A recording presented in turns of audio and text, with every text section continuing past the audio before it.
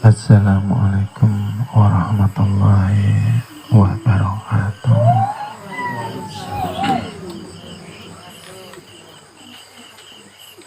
Bismillahirrahmanirrahim.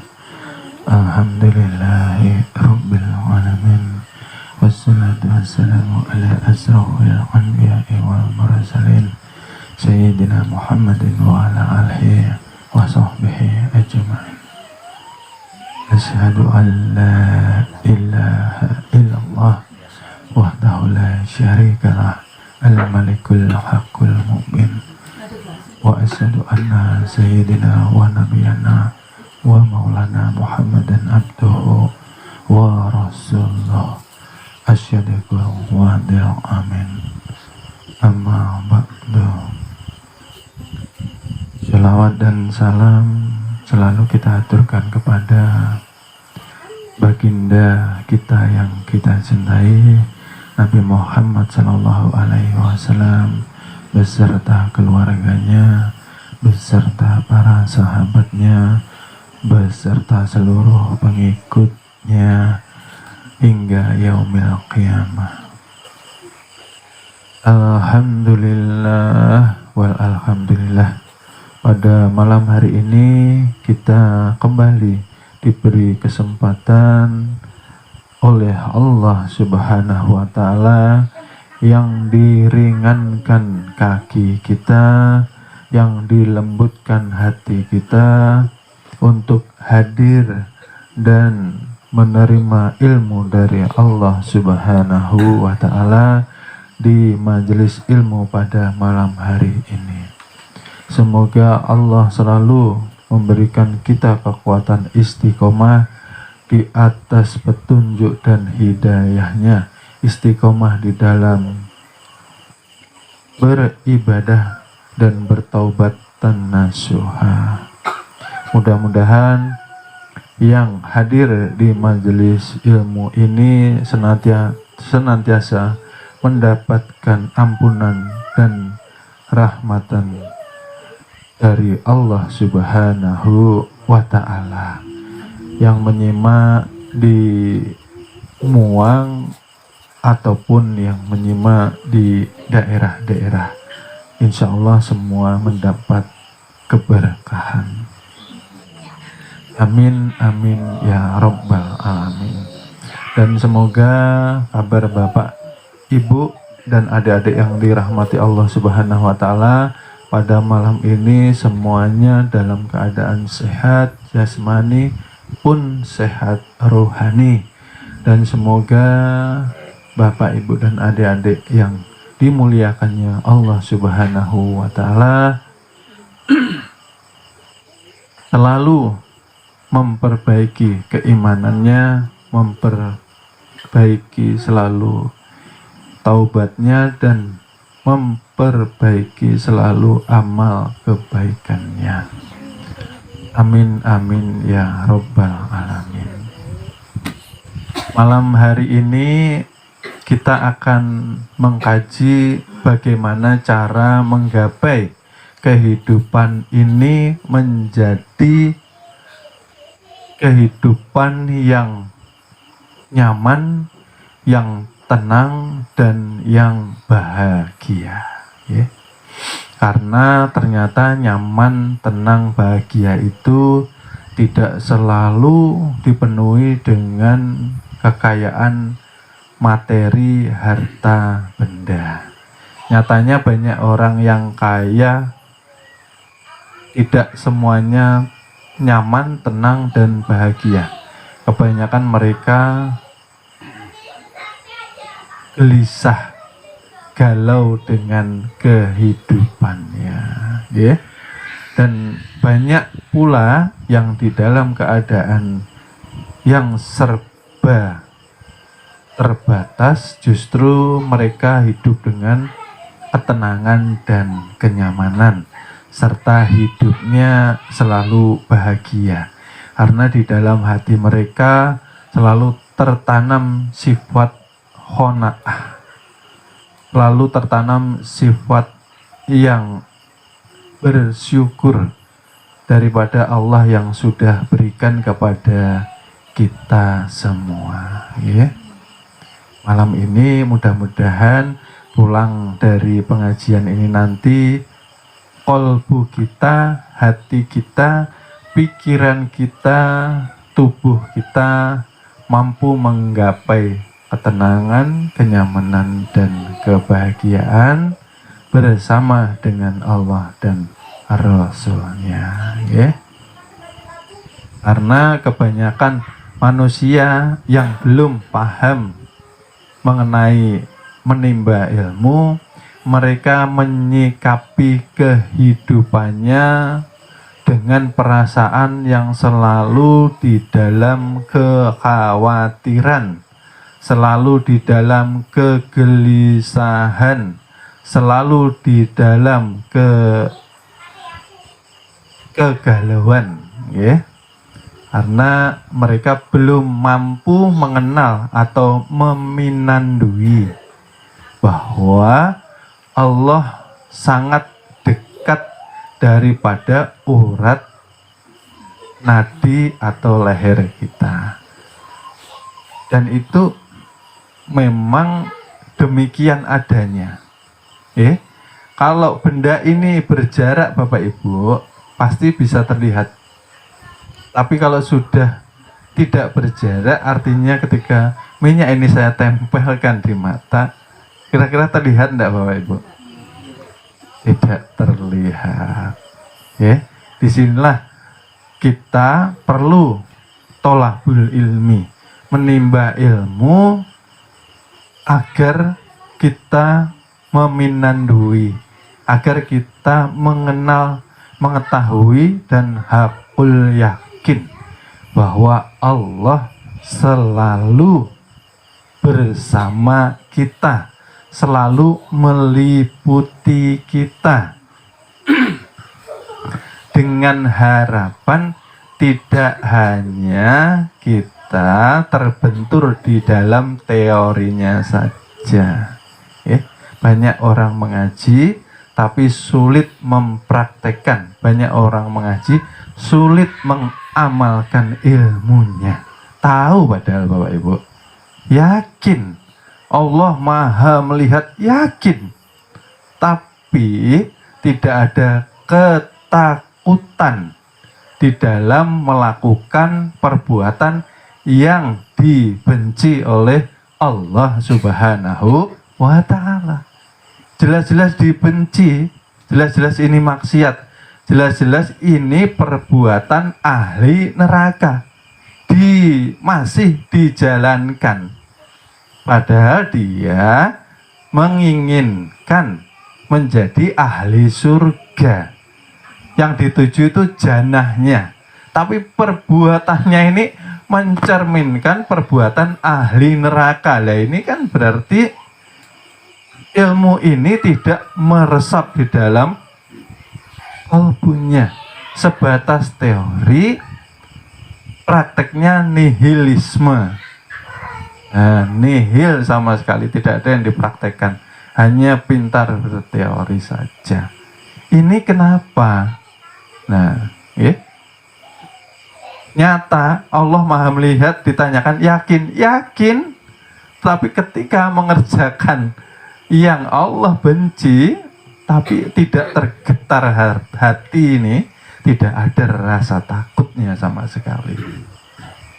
Artinya, ternyata banyak orang yang tidak mampu merasakan sifat basornya Tuhan yang meliputi mata kita. Kenapa di situ? Nanti kita jelaskan, Karena kita melakukan yang Allah benci itu karena tebalnya hijab, dinding pemisah antara kita dan Tuhan kita. Padahal Tuhan ini kan esah, muhit, meliputi, dan sampai ke ujungnya yang ada pun itu ialah zat dan sifatnya Allah Subhanahu wa Ta'ala. Berbuat maksiat nih Ya Allah, seperti tidak ada rasa bersalah. Nah, ini kan perlu diperbaiki, perlu ditelusuri supaya jangan sampai Allah memberikan kita daya hidup pada hari ini kita sia-siakan seperti itu dengan hal-hal yang jangan sampai mengundang murkanya Allah Subhanahu wa Ta'ala. Seperti itu. Sudah tidak bermanfaat, maksiat, bangga lagi. Nah, ini yang perlu ya kita antisipasi. Untuk apa? Ya untuk keselamatan kita. Kan kita maunya jannah, surganya Allah Subhanahu wa Ta'ala. Berarti yang kita perbuat harus perbuatan ahli surga. Oke? Jangan kita ini berlaku seperti ijajil. Ya, sudah berilmu lalu sombong karena tergesa-gesa di dalam menilai sesuatu perintah, ya, tidak menelusuri hakikat daripada Adam itu sendiri. Nah, karena sombong, karena di dalam hatinya perasaannya aku lebih baik dari dia. Ini seluruh amal kebaikannya gugur atau runtuh, Bapak Ibu. Akhirnya terkeluarlah dari jannah itu sendiri. Terkeluar dari rasa aman, nyaman, tenang, dan bahagia. Karena kesombongan itu terjadi karena hijab, dinding yang sangat tebal yang menghijab kesadaran dirinya dengan Tuhannya. Ya. Malam ini kita kaji sedikit-sedikit supaya kita ini kan hidup sekali ya Bapak Ibu ya. Sekali hidup ini. Masa yo sengsara terus, menderita terus. Ya, tiada hari tanpa berkeluh kesah. Tidak ada hari tanpa galau. Nah, berarti hidup tidak menikmati. Nah, hidup itu dinikmati Bapak Ibu. Tapi ya itu tadi, selain kita aminkan, ya kita thalabul ilmi, perlu fardu ain untuk belajar. Tanpa belajar kita sasat. Ya, mencari alamat saja kita harus bertanya, apalagi bab peta menuju ke jannah atau surga. Ya. Oleh sebab itu, ketika kita ingin menjadi ahli surga, maka waspadai musuhmu yang sesungguhnya. Bapak Ibu masih ingat musuh kita yang sesungguhnya siapa? Nah, musuh kita hakikatnya ialah kolbu kita yang terkotori, ya, dinamakan ego. Oleh sebab itu sering saya berpesan, kita hidup ini jangan memusuhi orang. Bukan di luar diri kita musuh itu, yang sesungguhnya ialah di dalam diri kita sendiri. Kalau kita mudah memusuhi orang, mudah buruk sangka sama orang, berarti kita ini ibarat tafsirnya seperti lalat. Lalat itu yang dihinggapi, yang kotor kok kotor. Ya, ada bunga yang wangi justru tidak mau. Nah, seperti itu. Artinya mencerminkan keadaan kalbu kita yang begitu kotor. Okay? Nah, untuk kita mampu waspada, di sini saya ingin mengecek itu apa ya? Melihati apakah yang hadir ini semua manusia atau ada malaikat yang menyamar menjadi manusia. Ya siapa tahu, ya. Nah, kita kan harus baik sangka. Nah, oleh sebab itu kan tidak boleh menghina manusia, orang, ya. Baju yang compang-camping jelek, belum tentu orangnya pun jelek. jelek. Jangan suka kita ngejudge orang menilai orang daripada penampilan mereka, dari kolbu. Oleh sebab itu sering dipesankan kita baik sangka.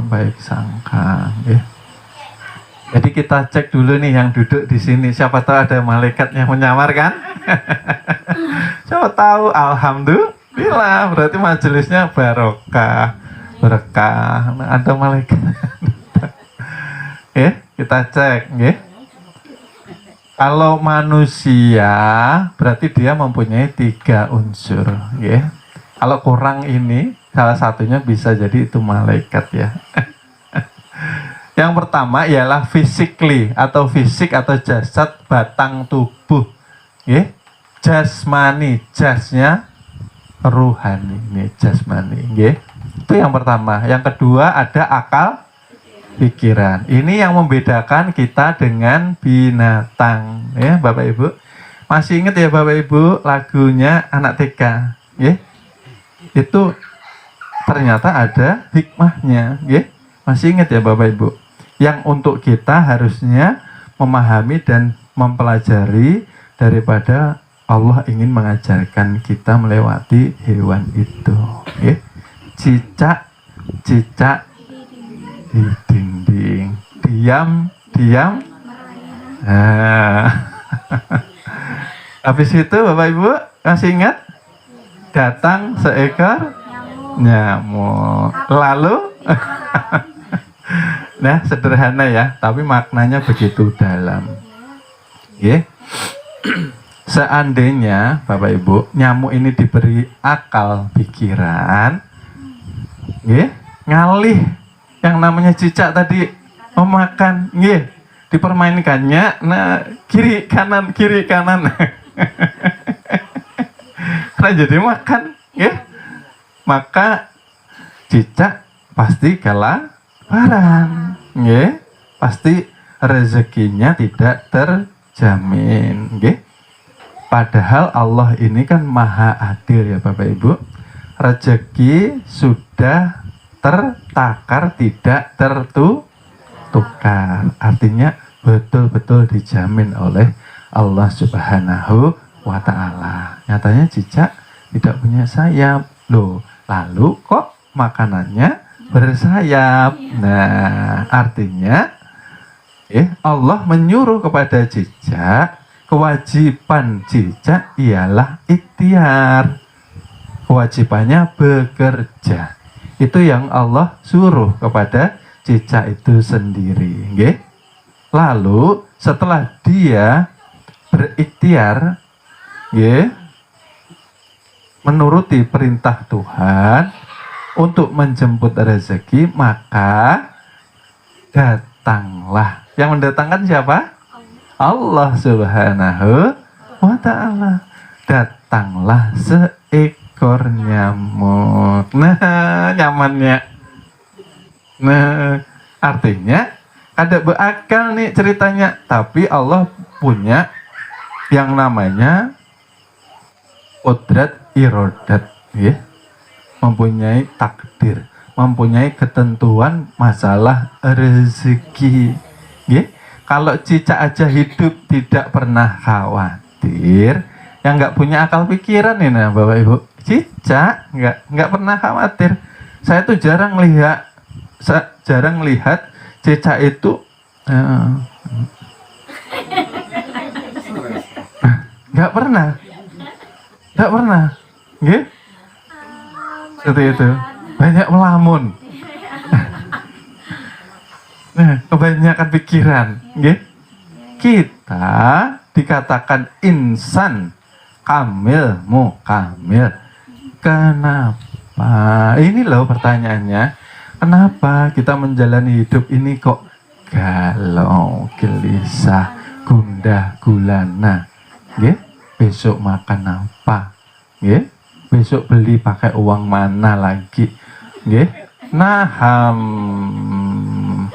Mengkhawatirkan yang Allah sudah jamin, betul ya? Mengkhawatirkan apa yang Allah sudah jamin itu apa? Rezeki. Ya Allah, ya Rabbi, ndaknya pang. Pegang nih kata-kata ulun nih. Pandiran ulun nih nah bujuran, tapi ulun juga minta yang bujur-bujur belajar. Jangan maunya sendiri, gitu. Sholat 5 waktunya Senin Kemis, minta lancar rezeki. Naham. Maka pemberian Allah itu semuanya sebujurannya sebetulnya baik semua Bapak Ibu. Baik bagi Allah, tapi ternyata belum tentu baik bagi manusia. Ada doa itu yang dikabulkan ada, tapi juga ada yang ditolak. Ada kebaikannya Bapak Ibu. Jakanya ini nah, jikalau semua doa kita dikabulkan, dikhawatirkan, kita ini kada pinandu lagi sama Allah Ta'ala. Nah, ada memerlukan Allah Ta'ala lagi, ada menyebut-nyebut Allah Ta'ala lagi. Nah, pian nih sedikit ujarnya Allah Subhanahu Wa Ta'ala, diuji sedikit, masih ingat Bapak Ibu? Sedikit kelaparan, sedikit aja Bang, sedikit kekurangan, nggih. Tapi kita, Masya Allah, nggih, berkeluh kesahnya ini sampai Senin sampai Sabtu Minggu ya, Masya Allah, nggih. Disitulah, nggih, supaya apa, nggih, kita punya akal pikiran, ayo pakai dinutrisi. Dinutrisi itu apa maksudnya? Diberi vitamin. Vitaminnya akal pikiran ini apa? Harus senang membaca. Iqra, baca. Minimal itu paling minimal Bapak Ibu. Kalau kita nggak mau baca, pikiran kita jadi sempit. Ya? Ini nah, pikiran sempit dan lemah kalau malas membaca. Ya? Di perguruan kita ini, di majelis ini, fasilitasnya sudah komplit. Ya? Di grup WhatsApp itu, ya? Yang malas baca seminggu sekali ikut kajian. Nah nyamannya ya Allah. Kadang membaca lagi, kadang ikra, mendengarkan, menyimak, masuk ke kolbu, pulang, bawa sebagai oleh-oleh, besok diterapkan selama seminggu, hidupnya barokah. Seperti itu loh. Karena apa? Pulang dari majelis taubatan nasuha. Artinya, ya Allah, ini terakhir ulun berbuat dosa, esok ulun bujur-bujur berbuat baik.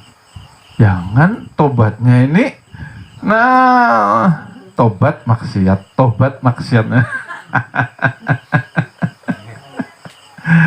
Ya, artinya tidak mempunyai rasa malu kepada Tuhan. Yang tidak malu, yang tidak pinandu. Yang tidak punya malu artinya sebagian dari agamanya hilang. Seperti itu, ya. Nah, ini kalau kita sering baca, sering belajar, maka kita dapat titel S3. Nah, S1 aja di kantor nyaman sudah, ya. Nah, punya ruangan sendiri, harat sudah gajinya. Nah, apalagi S2. Nah, tambahnya S3. Nah, ya, golongannya naik, gaji naik. Ya kalau seperti itu. Berarti apa? Tambah titel, tambah nyaman. Nah, ulun lawan piani harus punya titel S3 di dalam beragama. Supaya apa? Supaya nyaman. Nah, punya derajat khusus di sisinya Allah Subhanahu wa Ta'ala. Dicintai Allah, dicintai Rasulullah. Nyaman gak kada? Nyaman hidup. Apa yang kada nyaman? S3-nya masih ingat Bapak Ibu? Yang kemarin ialah yang pertama sadar. Ya, yang kedua syukur. Yang ketiga sabar, ya. Nah, ini kembali kepada kita, ya. Hendaknya lah 3P yang namanya sadar, syukur, dan sabar. Ya. Bagaimana kita bisa sadar? Caranya kita harus mau jihad binafsi. Nah, ini Bapak Ibu, adik-adik yang dirahmati, yang dimuliakannya Allah Subhanahu wa Ta'ala, sudah jihad datang ke sini. Di rumah lo nyaman, guringan nonton sinetron nyaman. Nah, sambil cemilannya nyamannya di rumah. Tapi apa Bapak Ibu? Dari rumah yang keadaan nyaman, Bapak Ibu memaksakan tubuh yang tadinya malas berangkat untuk menimba ilmu. Itu sudah suatu jihad Bapak Ibu. Oleh sebab itu sering saya katakan bahwa ketika Bapak Ibu statusnya penimba ilmu, tolabul ilmi sebagai murid, berpulang ke rahmatullah, jaminannya apa Bapak Ibu? Orang jihad jannah atas surga, husnul khatimah. Karena di dalam kepulangannya dia sedang berusaha dengan sekuat tenaganya melepaskan diri daripada pengaruh-pengaruh yang tidak baik yang diperbuat oleh hawa nafsunya. Hawa nafsu itu menjauhkan diri kita dari seluruh kebaikan Tuhan, menjauhkan diri kita dari seluruh tuntunan daripada junjungan Nabi besar kita, Nabi Muhammad Sallallahu Alaihi Wasallam. Yaitu diibaratkan syaitan. Nah, oleh sebab itu ketika Bapak Ibu bertemu orang yang menjauhkan Bapak Ibu dari seluruh kebaikan Tuhan, seluruh tuntunan daripada junjungan baginda kita, baginda Nabi Muhammad Sallallahu Alaihi Wasallam, berarti Bapak Ibu bertemu dengan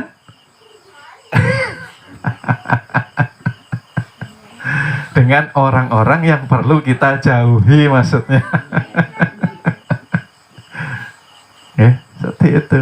Jadi akal pikiran harus kita pakai untuk belajar Bapak Ibu. Kalau tidak mau belajar, akhirnya itu tadi pikirannya lemah dan wawasannya sempit. Kalau pikiran lemah, wawasan sempit, akhirnya mendengar ilmu makrifat saja sudah, wah itu kada sanggup ulun. Lain pembelajaran ulun tuh. Itu pelajaran wali aja tuh. Ulun nih masih banyak dosanya. Nah, justru kita banyak dosanya, kita belajar bagaimana kita menuju kepada Tuhan tanpa memakai ilmu. Kan ibadah saja harus disertai dengan ilmu dahulu. Seperti itu. Kayak apa kita kalau kada mau belajar, ulun nih koleran. Habis belajar makrifat nih tasawuf, gurunya ngajarakan ulun nih kurangi makanan, kurangi guring, kurangi senang-senang aham. Maka ulun nih masih muda.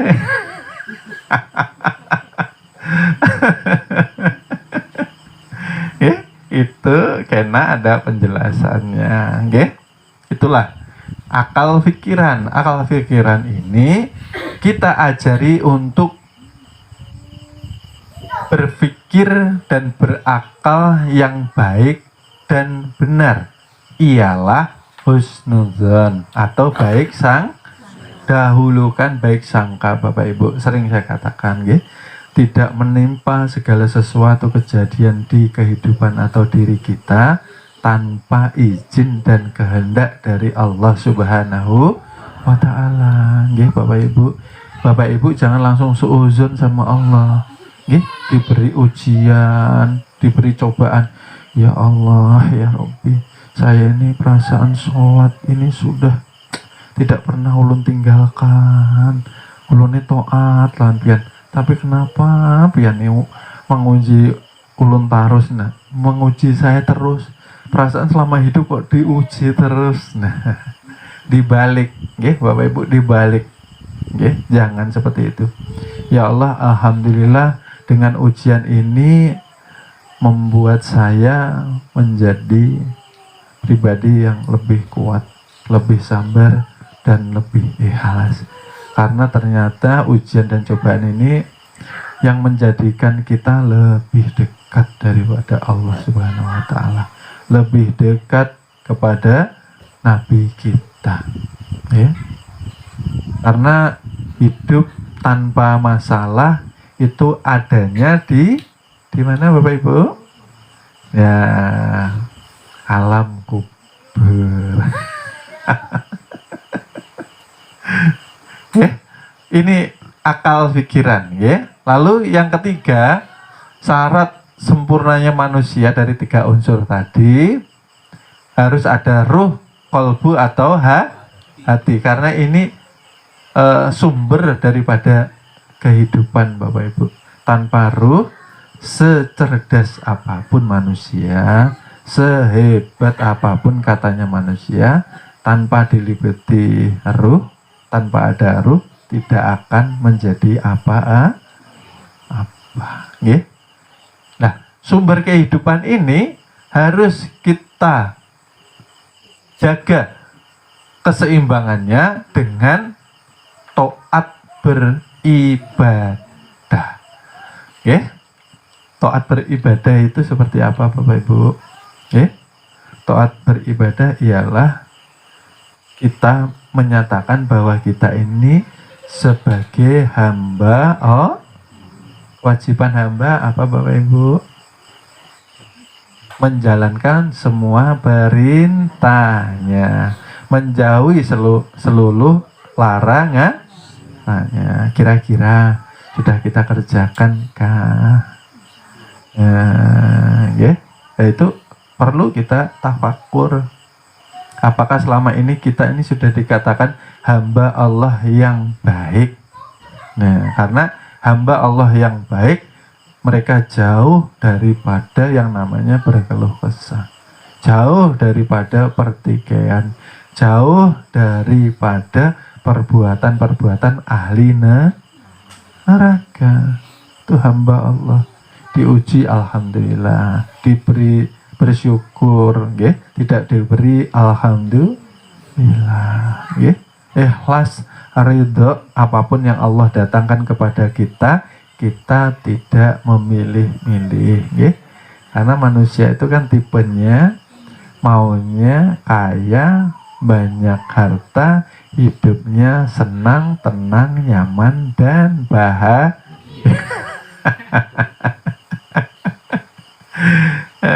Kehilangan uang 10.000 itu, nah, ya Allah, ya Rabbi, ya, semingguan mencari. Perasaan ulun simpan di mana kah itu?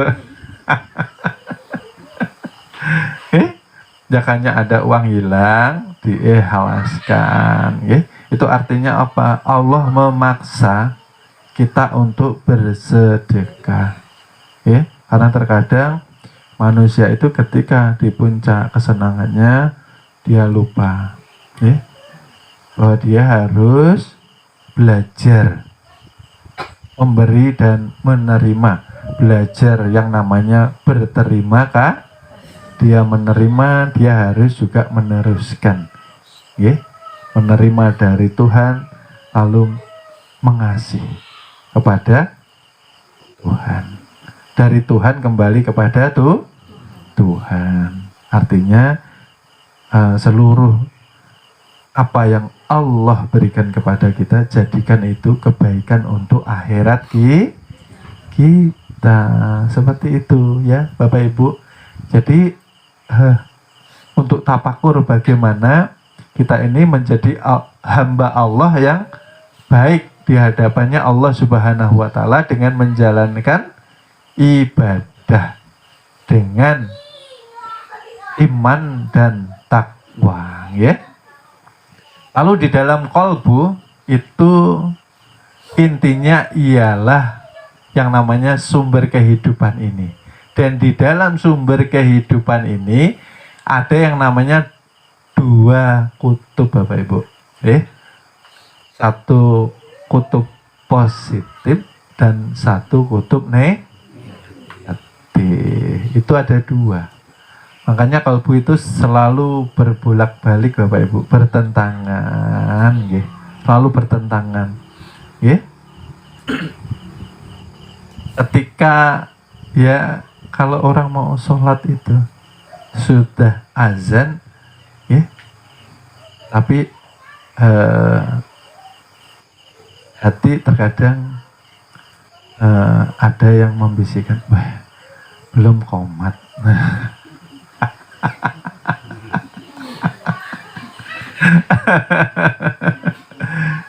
Itu namanya provokator. Siapa provokatornya di dalam kalbu? Ialah bisikan syaitan. Apapun yang menjadikan kita menunda kebaikan, ya, itu dikatakan syaitan, ya. Ketika kita ingin bertaubat kok masih menunggu, nanti aja saya belum siap, umpamanya, ya. Taubat itu belum siap, nanti saja. Maka berpulang itu kan tidak menunggu tua, tidak menunggu sakit, Bapak Ibu. Muda, ya, sehat, bisa berpulang. Yang kemarin itu di grup tidak nunggu muda ya Bapak Ibu ya, nggih, masih anak-anak, nggih, keluarga daripada jamaah kita atau murid kita juga. Tapi alhamdulillah adik kita ini yang jelas ya jannah tempatnya.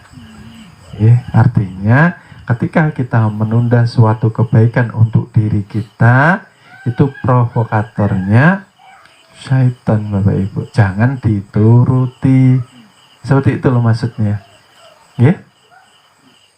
Lah, yang dikatakan positif ini ialah yang bertakwa. Artinya bertakwa itu akumulasi. Akumulasi itu kumpulan daripada kebaikan.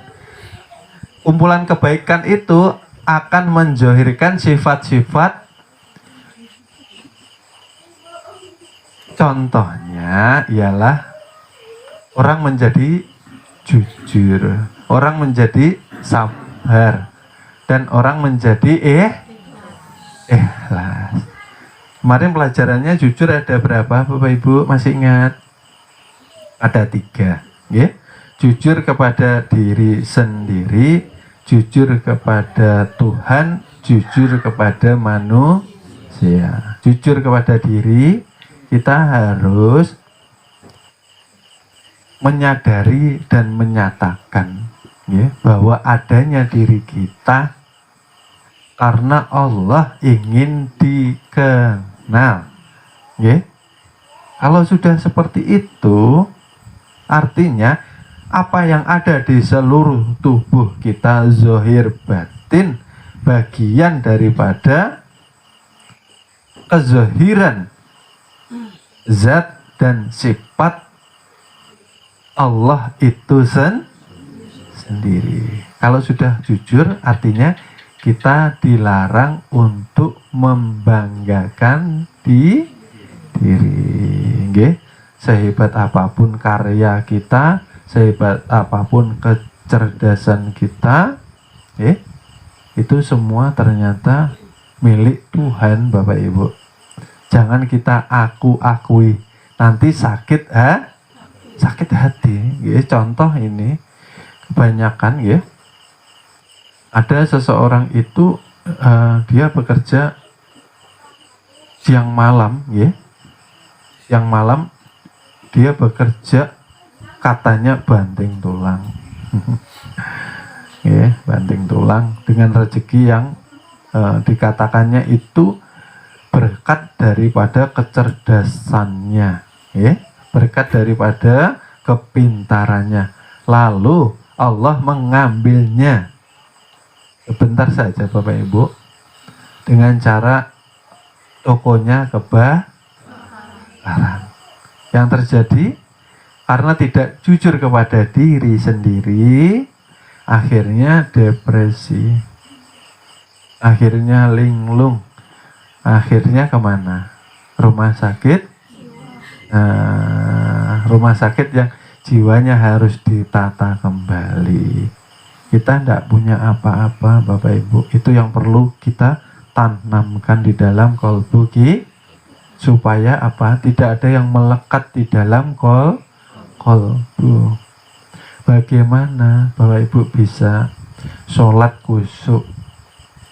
Ketika Bapak Ibu menyatakan Allahu Akbar, Dia yang maha besar. Ternyata ketika dicek kecil di kalbu kita ini. Kenapa? Sering sekali kita itu hobi melalaikan Tuhan. Mentang-mentang Tuhan itu tidak terlihat secara zahir, kan sudah saya katakan. Tapi secara batiniah dengan kolbu, bagaimana kita hidup tanpa Allah. Nah, ini Bapak Ibu.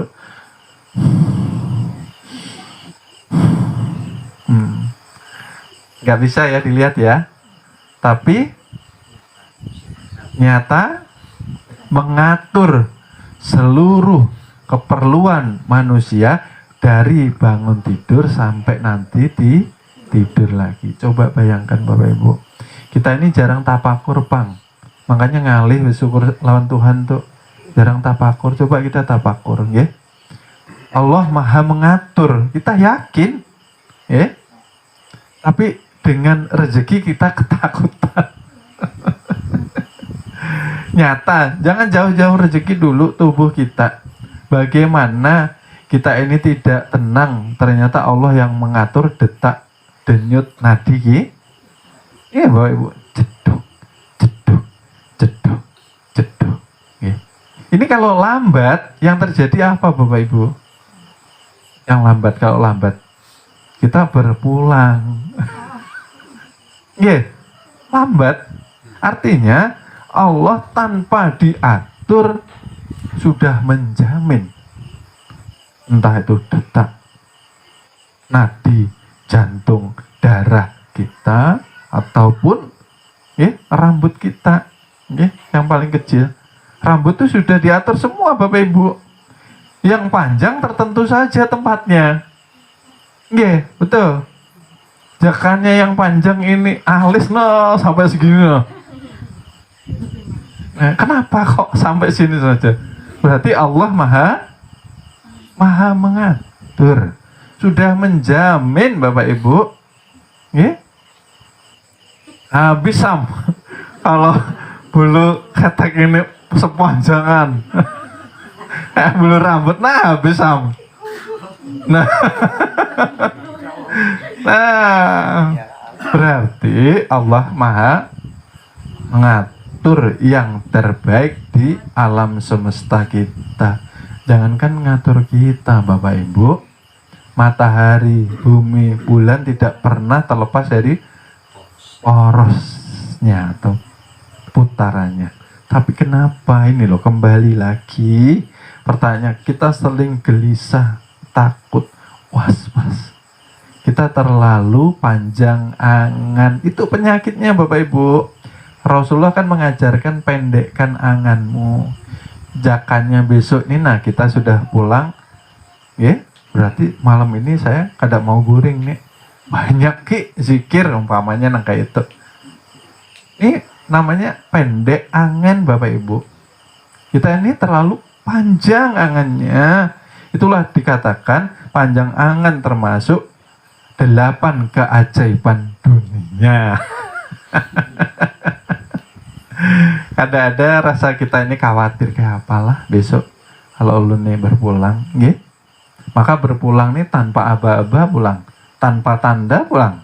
Yang dikasih tanda itu bagi mereka yang sudah dicintai oleh Allah, sudah dicintai oleh Rasulullah, diberi tanda Bapak Ibu. Lah, kalau kayak saya kayak gini kok nggak ada tandanya, tiba-tiba besok berpulang malah nonton film sampai teguring, HP-nya nonton orangnya.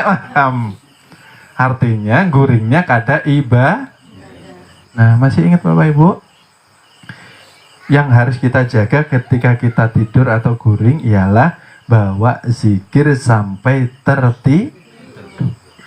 Berarti tidur kita dinilai ibadah. Kalau besok pulangnya beda kampung halaman, insya Allah husnul khotimah. Ya Allah, mau guring aja kayak apa nih tunggakanku nih. Aduh, gali lubang, tutup lubang. Ya Allah, ya. Serahkan semuanya kepada Allah Subhanahu wa Ta'ala, tetapi kita harus pegang 3S. Kalau 3S-nya tidak dipegang, tidak menjamin Bapak Ibu. Kita harus sadar kalau Allah Maha mengatur, tenangkan kalbu kita, tenangkan.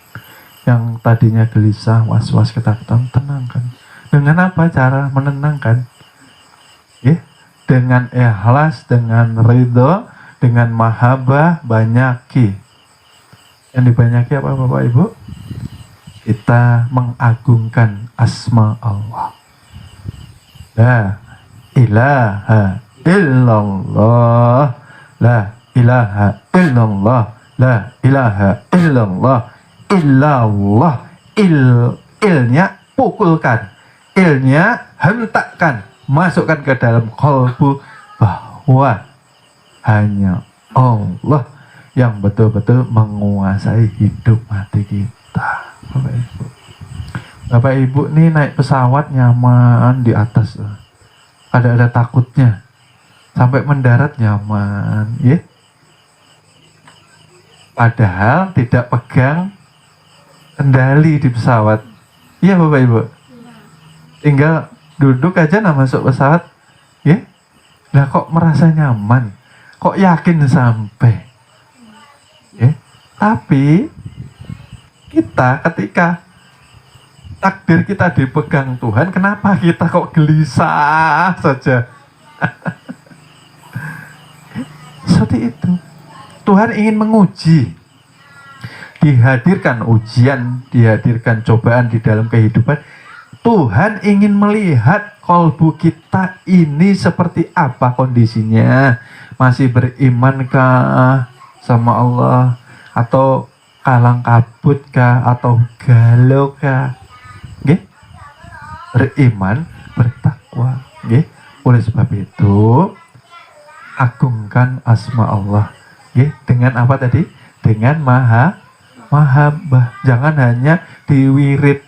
Diwirid itu bibir melapaskan tapi kalbunya goblah, lalai, tidak sadar. Itu seperti orang tidur mengigau Bapak Ibu, tidak membawa dampak apapun di dalam kalbu kita, nggih. Maka banyakin, kemarin kan sudah saya bilang, nggih, tubuh kita ini seperti pakaian. Pakaian itu kalau disenangi yang make, kayak ulun ini nah. Di rumah banyak aja uang pakaian, tapi yang disenangi apa? Kaos utang. Mana-mana kaos utangan. Siapa kayak itu orang tuh? Nyaman gitu loh. Artinya ketika Allah merasa nyaman dengan kita karena kita sering mengagungkan asmanya dengan ikhlas, tanpa pamrih, dengan cinta, Allah akan memilih kita menjadi yang dicintai, menjadi yang disayang. Yang terjadi apa setelah itu kemarin kajiannya Bapak Ibu? Ketika kita disayang, dicintai oleh Allah, artinya kita sering dibersihkan. Ya, kemarin kan sudah kajiannya sedikit, saya ulang sedikit. Pakaian itu yang dibawa ke masjid Bapak Ibu, walaupun kondisinya tidak bagus, tapi pasti yang bersih. Tidak ada baju itu 2 hari belum dicuci dibawa ke masjid, sopan jarlang, malu nanti baunya. Ini kelihatan bagus tapi baunya kok wanginya semerbak ini kemana-mana. Nah kayak itu kita, andai kata dosa kita ini diberi bau oleh Allah, ya. Lalu banyak orang dibukakan kasab, ya. Apa ndak sopan kita ini ibaratnya. Makanya Allah tuh maha baik Bapak Ibu, maha menutupi aib. Oleh sebab itu kita diajari tutup aib saudaramu. Kita punya saudara, punya banyak aib, berdiam aja. Seakan-akan kita nggak tahu apa-apa. Jangan dibicarakan, jangan diungkit, jangan digali. Ya Allah, Tuhan mengajari kita kalau kita ini sering ngungkit aib orang, tapi kita punya aib pengennya ditutupi itu Tuhan.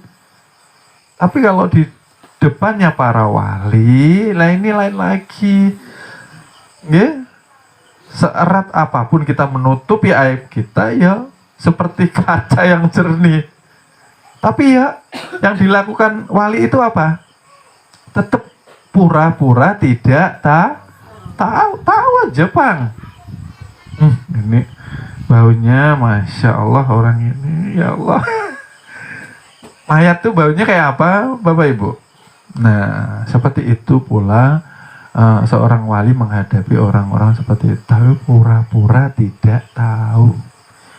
Karena Allah mencontohkan untuk pura-pura tidak tahu. Jangan kita mengungkit-ungkit kalau kita tidak mau nanti di akhirat kita dipersulit Tuhan. Siapa yang mempersulit saudaranya di kehidupan, maka di akhirat Allah akan persulit perjalanan menuju jannah. Ya, banyak nanti pertanyaannya. Nah, ini yang kedua, negatif.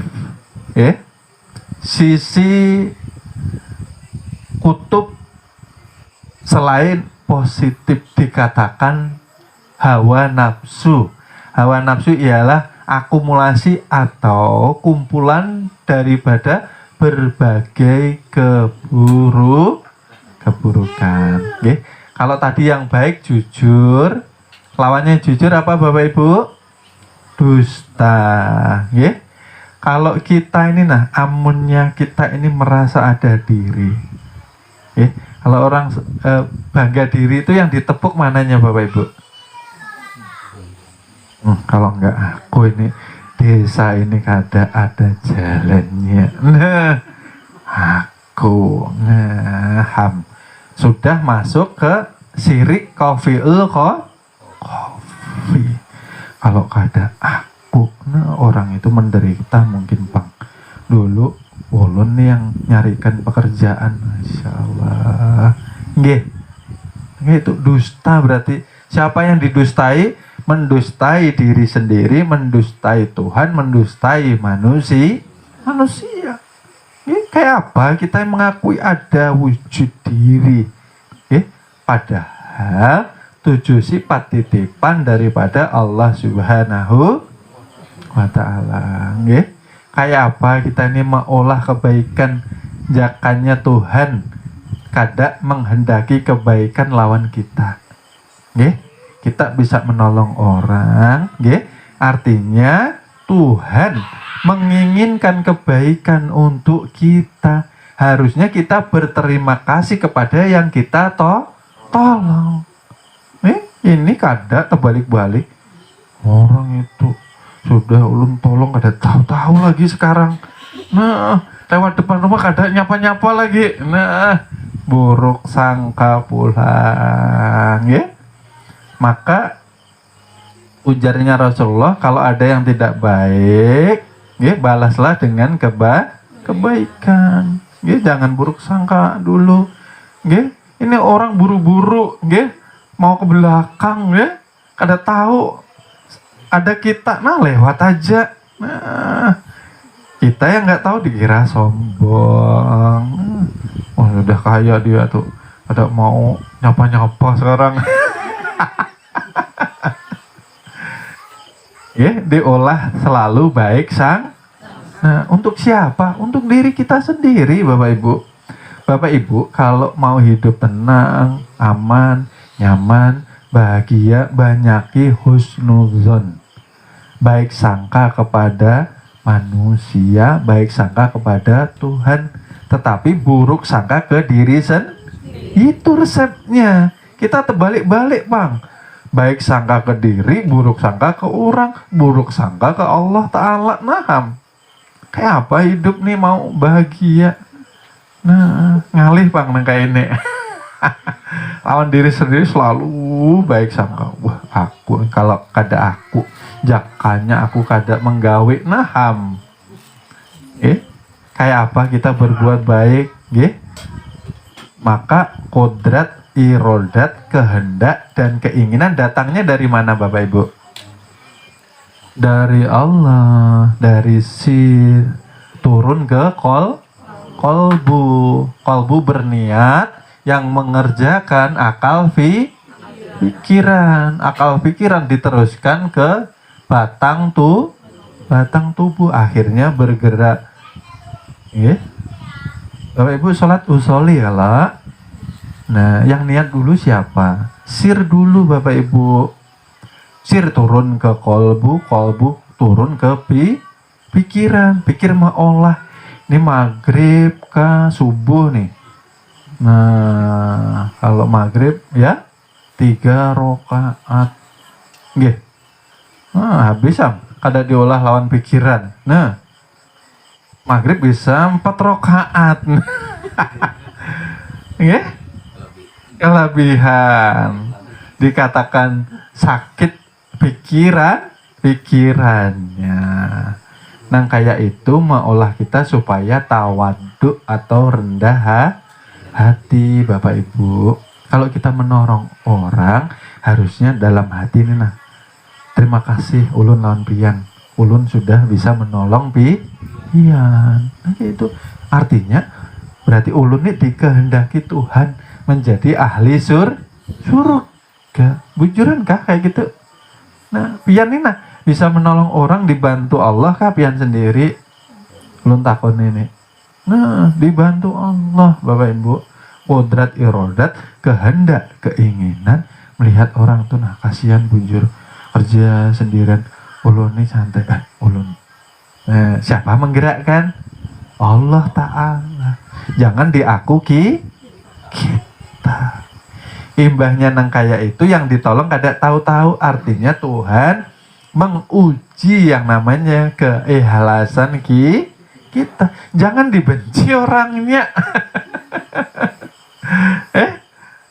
Kalau kada tahu-tahu namanya ikhlas itu Bapak Ibu seperti kita pagi-pagi buang air besar. Kira-kira nih Bapak Ibu, kalau sudah dibuang dicari ya kada? Itu namanya ikhlas ya Allah. Ikhlas itu jangan dipandang. Artinya ikhlas itu hakikatnya sudah tahu nih lawan yang ampunnya mengolah, menggerakkan. Bersyukur lawan Allah. Ya Allah masih diberi kebaikan nah ulun bisa menolongi orang.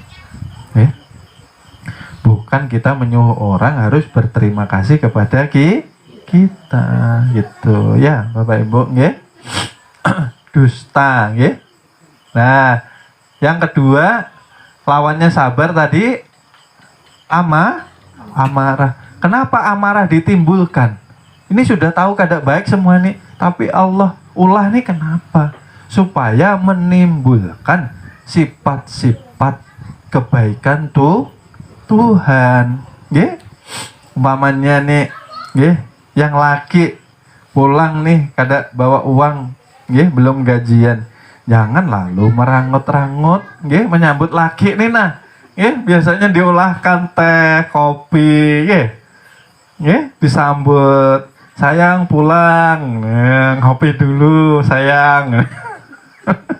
Ini merangut-rangut lagi kada bawa duit nih. Nah, artinya kalau bininya marah, kita melawannya harus dengan sabar, Jangan kita musuhi dengan amarah juga. Perang Dunia Ketiga. Yang kedua kan sudah lewat ya. Nah, istri merangkut-rangkut menyambut, lakinya banting pintu. Nah, dia dilawan dengan kesabaran. Berat Bapak Ibu, tapi ini rumusnya. Nanti cepat hilang Bapak Ibu. Senyumi, sabar ya Ma, kita belum gajian. Sabar ya Dek. Nah, nanti sebentar lagi insya Allah kita bertawakal lawan Allah. Nah, karena kayak itu nyaman, keluarga ini tenang, kehidupannya kada gerasa kerusuk. Nah, kangkung, nah kebun binatang keluar semua. Nah, yang kudanil lah, nah singa laut lah keluar semua. Nah, ini bahaya. Kayak itu. Lalu di sini ada dusta, ada marah. Lawannya ikhlas apa Bapak Ibu? Mengeluh, berkeluh kesah. Dan tadi sudah kita kaji bahwa manusia itu sukanya datang yang baik, yang baik-baik. Sukanya yang dikahandaki. Amunnya yang kada dikahandaki nih nah. Lalu merangut. Nah, laki juga kayak itu, Laki itu yang sabar menghadapi bini. Tahu bini merangut pulang. Orang bawain, ayo sayang kita makanan dulu lah. Nah, berjalankah apakah? Ini kada. Nah, piringnya betarbangan ini dulu. Guring adu burit nah. Allah. Saling mengerti, saling memahami supaya hidup ini tenang, nyaman, bahagia. Nah kayak itu. Karena apa? Kalbu kita sudah bersih dan suci. Karena apa Bapak Ibu? Ketika kalbu kita baik, maka akan membawa kebaikan akal, pikiran, dan jasad kita. Bapak Ibu, kalau kita marah, biasanya lisan kita yang kada terjaga lah. Hoi, jerapah. Udah Nil. Itu yang tanggung jawab siapa Bapak Ibu? Lisan seperti itu. Yang tanggung jawab kalbu kita. Karena kotornya kalbu kita, maka yang keluar jerapah dan kudanil. Gitu? Kalau yang baik, no sayangku, cintaku, nah kayak itu, sabarlah. Nah kayak gitu. Kalau kalbunya bersih dan akal pikiran mampu menimbang Bapak Ibu. Kalau sudah rigat kalbunya, akal pikiran kada berfungsi Bapak Ibu. Oleh sebab itu orang kalau sudah di puncak amarah namanya kesetan. Bapak Ibu, hati-hati. Di samping yang pertama merugikan diri sendiri. Apa dirugikan diri sendiri? Pasti yang diperbuat perbuatan ahli neraka. Sekecil-kecilnya pasti menyakiti hati pasangan kita. Entah itu suami kita kah, atau istri kita kah, atau anak kita, atau orang tua kita, atau saudara-saudara kita. Hati-hati Bapak Ibu, Karena kalbu kita rigat atau kotor, jakanya bersih nih nah Bapak Ibu.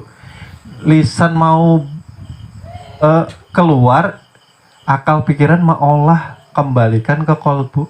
Kira-kira manfaatkah kada? Kira-kira nyakiti orang kah kada? Oh, kira-kira kada ada manfaatnya. Wah, baik berdiam aja lah. Nah kayak itu.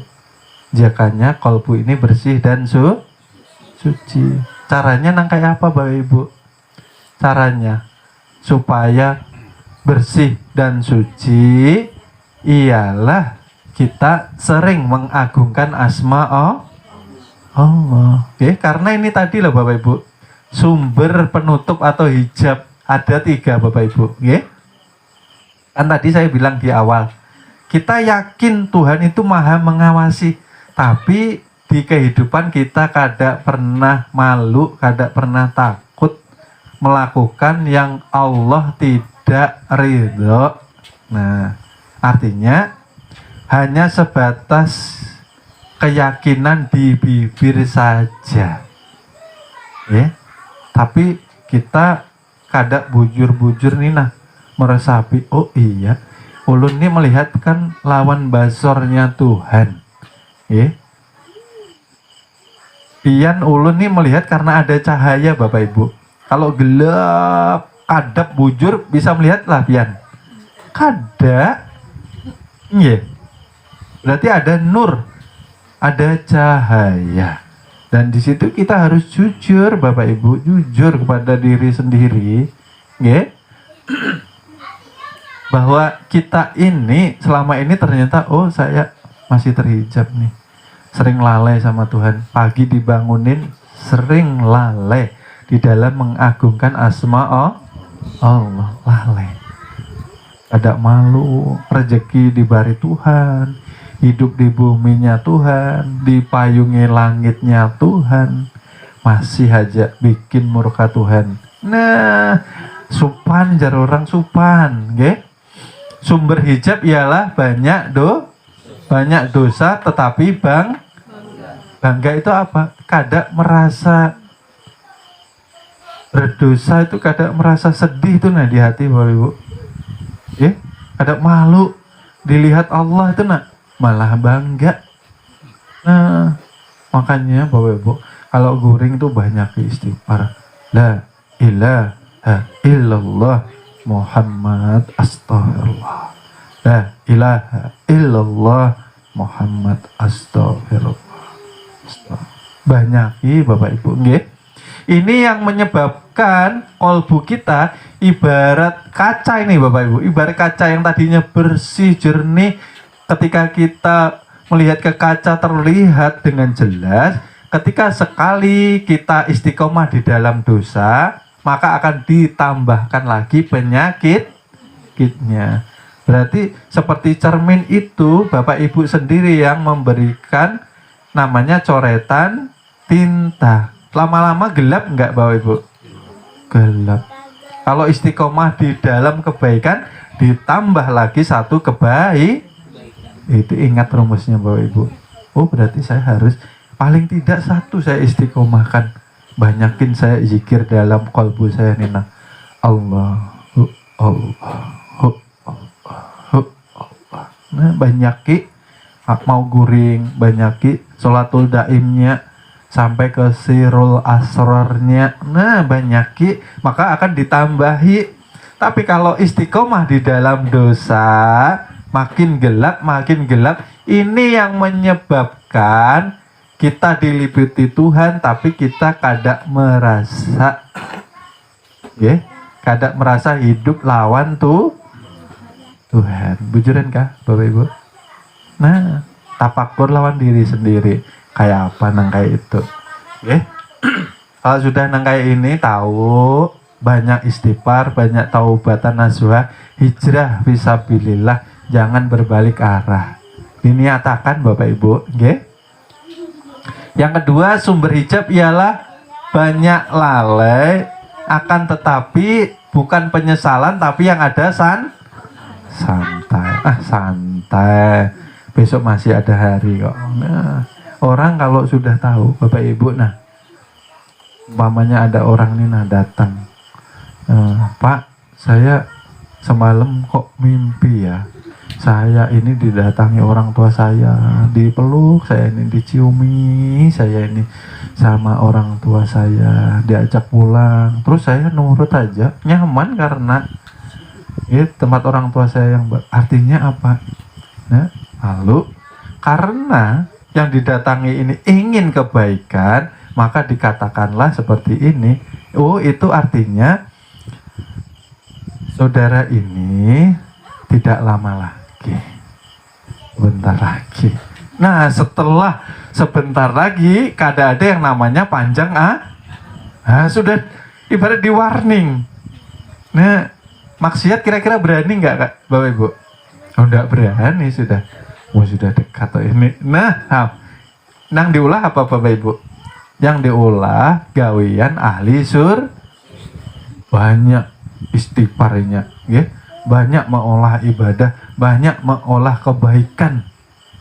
Padahal belum juga sampai.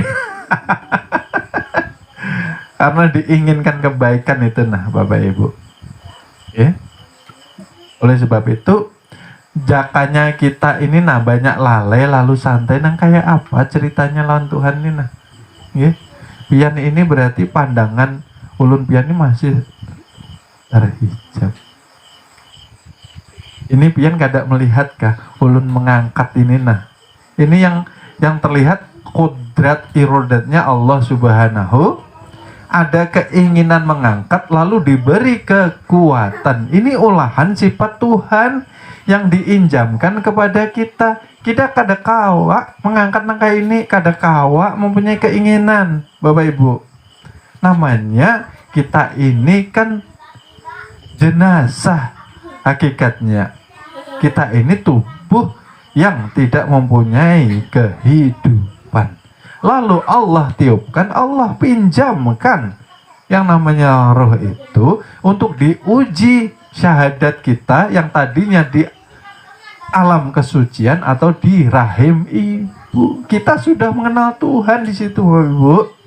Tapi ketika dilahirkan kita lupa atau dilupakan.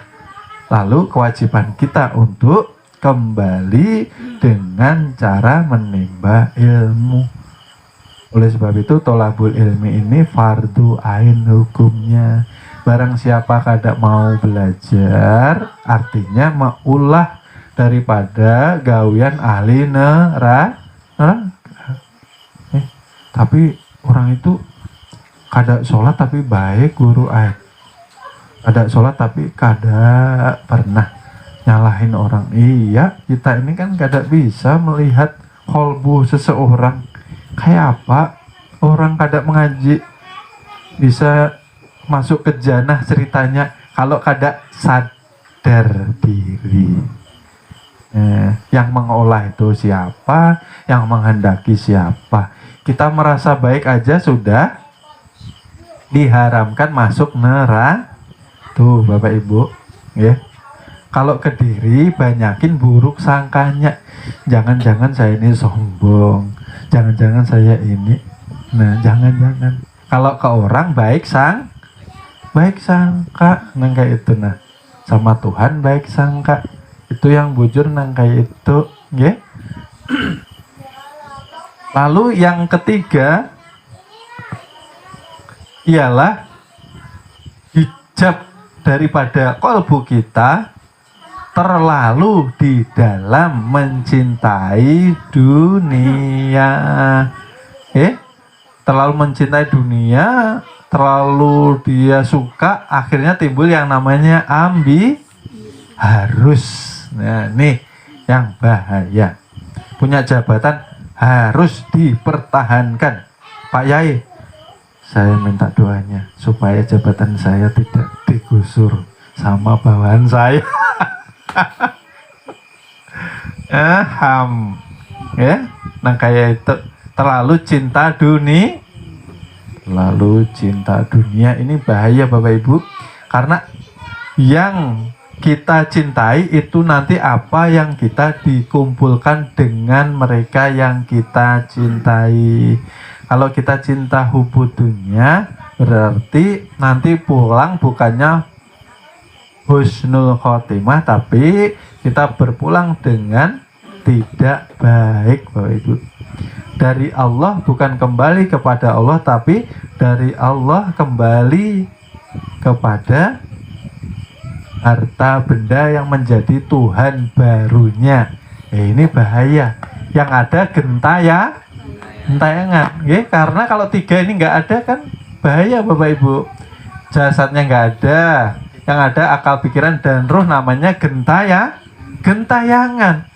Ada jasad, ada roh, pikirannya hilang, majnun Bapak Ibu. Naham. Dikatakan orang sakit jiwa. Nah kayak itu. Oleh sebab itu sering saya menyampaikan cinta itu jangan sampai menyebabkan kita buta. Cinta itu terkadang membutakan mata kita, Bapak Ibu. Mentang-mentang suka lalu menerjang apa yang sudah Allah larang. Karena cinta. Ini bahaya. Ini tahu ini Allah nggak suka, jangan diterjang. Hanya atas nama cinta. Naham. Habis dikumpulkan dengan yang dicinta. Maka sering saya katakan masukkan ke kalbu kita dua saja yang wajib kita cintai. Ya, untuk Bapak, Ibu, adik-adik dan ulun khususnya cintai Allah dan Rasulnya, Bapak Ibu. Hakikatnya semua itu aja, Bang. Hakikatnya itu aja. Yang kita cintai ternyata fisik saja. Covernya aja, Bapak Ibu. Ya, berarti kita terhijab. Oleh sebab itu orang belajar tasawuf, orang belajar ma'rifat dikehendaki kalbu hatinya bersih dan tidak pengaruh lagi Bapak Ibu melihat setampan apa laki-laki itu, secantik apa laki-laki itu, masuk ke dalam hati sama ia ialah nur daripada junjungan Nabi besar kita Nabi Muhammad Sallallahu Alaihi Wasallam. Nah, baru terbuka hijabnya. Kalau yang sudah terlihat nur, apakah kita bisa maksiat Bapak Ibu? Kira-kira nggak bisa Bapak Ibu. Nggak ada hawa nafsu. Kalau masih ada, berarti harus rajin baca. Ya. Lalu untuk menempuh mendapatkan keridhaan dari Allah Subhanahu wa Ta'ala setelah terbuka hijab tadi, fisik atau jasad harus menjaga konsumsi Bapak Ibu, makan minuman usahakan, harus yang halal. Bapak Ibu masih ingat satu suap nasi 40 hari 40 malam ibadahnya tidak diterima. Bapak Ibu usahakan. Baik kita ini minjam saudara, ibaratnya sesuap itu 40 hari 40 malam Bapak Ibu. Ini andai kata hari ke-39 kita berpulang, kayak apa kita? Tubuh kita menjadi makanan api neraka. Yang sudah berlalu kayak apa, Guru? Nah, bertaubatan nasuha, Jangan patah semangat, tidak boleh, Tidak boleh kita ini bersedih karena ampunan Tuhan lebih besar daripada dosa-dosa kita. Tapi ketika sudah tahu jangan ini bahaya, sanksinya beda. Orang berilmu dengan kada berilmu sanksinya beda Bapak Ibu. Usahakan yang halal, jangan mencampur yang bukan hak hati-hati Bapak Ibu. Ini bujur-bujur dijaga, karena ketika baik yang kita makan, maka akan mempengaruhi perilaku kita. Jakannya yang baik-baik, artinya nanti perilaku kita dengan kehendak Allah akan baik dan benar. Lalu kita harus juga menegakkan syariat Islam. Apa yang dituntunkan junjungan Nabi besar kita tidak boleh dirubah sedikit pun ya. Ingat Bapak Ibu ya, tidak boleh dirubah. Menjauhi larangan Tuhan. Nah itu tadi sudah saya jelaskan. Kalau sudah terhijab pasti menjauhi kada usah disuruh. Ya ini Allah ada ridho, Allah kada senang, pasti menjauh. karena itu yang tidak disukai dari kekasihnya. Nggih. Lalu ya ini tadi namanya puasa, nggih. Ketika kita belajar mengkaji ilmu ketuhanan, kita harus mampu berpuasa seperti puasanya ulat. Nggih. Jangan menunggu bulan Ramadan, nggih. Bagaimana caranya kita berubah dari ulat menjadi kupu-kupu? Kiasnya Bapak Ibu, maksudnya bagaimana sifat-sifat kita ini yang tidak baik berubah menjadi akhlakul karimah. Caranya hijrah. Hijrah itu berpindah dari tempat yang tidak baik, kelakuan yang tidak baik, paksa dengan kebaikan. Berat tapi harus dipaksa. Akhirnya bisa terbang, kupu-kupu bebas. Kalau ulat sering diinjak orang, dibuang orang, dibakar orang tuh Bapak Ibu, karena banyak tidak disuka. Seperti itu kita, nggih. Jangan berulah seperti ulat, nggih. Bicara yang bagus, jangan bicara ini bikin orang marah. Yang nggih, menghormati suami istri, walaupun marah jaga ucapan, tetap dihormati suami. Ya, tetap dihormati istri. Ya, saling menjaga itu kuncinya. Ya, puasa. Ya, lalu, nah ini yang terakhir, mengurangi kesenangan nafsu kan banyak ya Bapak Ibu. Intinya apa yang disukai nafsu itu selalu kita senangi, Bang. Tapi kesenangan daripada mujahadah menuju kepada Allah itu yang seringkali kita tidak suka, yeah? Jadi harus jihad binafsi, dipaksa tubuh ini karena inginnya bermalas-malasan ya Bapak Ibu ya. Zikir paksa, berserah diri paksa, baik sangka paksa, yeah? Semua yang baik dipaksa. Kalau sudah terbiasa akan menjadi kebiasaan Bapak Ibu. Ini loh Bapak Ibu, kunci kalau mau hidup tenang, nyaman, dan bahagia. Kada mungkin pangpian ditinggalkan Tuhan. Pegangi pandiran ulun, amunnya pian bujur, bujuran Allah kabulkan. Mudah-mudahan malam ini kita mampu mendapatkan ilmu oleh-oleh yang mampu kita bawa pulang keesokan untuk menjadi bekal kita hidup tenang, nyaman, dan bahagia bersama Allah, bersama junjungan Nabi besar kita Nabi Muhammad Sallallahu Alaihi Wasallam. Mungkin sekian ulun menyampaikan. Ulun mohon maaf, mohon ridhonya dunia wal akhirat karena ulun masih banyak salah, banyak khilaf di dalam menyampaikan amanah, karena kebaikan, kesempurnaan datangnya dari Allah Subhanahu wa Ta'ala. Terima kasih, ulun tutup sekian. Wassalamualaikum warahmatullahi wabarakatuh.